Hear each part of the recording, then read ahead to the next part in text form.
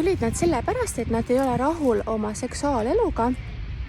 Mees ütles, et tema tahaks rohkem aega koos veeta ja rohkem seksida ja naine soovib, et mees teda rohkem aitaks ja rohkem annaks talle raha igasugusteks siis tema kuludeks. Küsisin nii mehe kui naise käest, kuidas nad tunnevad ennast armastatuna paaris suhtes. Nad mõtlesid ja siis mees ütles, et kvaliteetaeg on tema jaoks hästi oluline ja siis number 2 on füüsilised puudutused.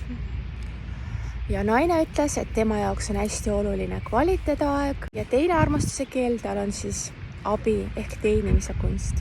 Aga reaalsus on see, et nad tülitsevad peaaegu iga päev, kuna naine hästi tihti tunneb negatiivseid emotsioone ja ta ei soovi mehega jagada ennast, ei taha astuda vahekorda ja mees siis on mures selle pärast ja tunneb ennast üksikuna. Kui partneritel on üks ja sama armastuse keel, ehk nagu nemad ütlesid kvaliteetaeg, siis nad mitte kunagi ei oleks minuni jõudnud.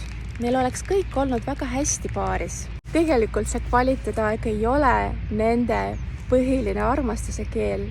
Armastus on ju jagamine, andmine ja meie partnerid, nad tunnevad ennast armastatuna siis, kui me jagame armastust nende armastuse keeles.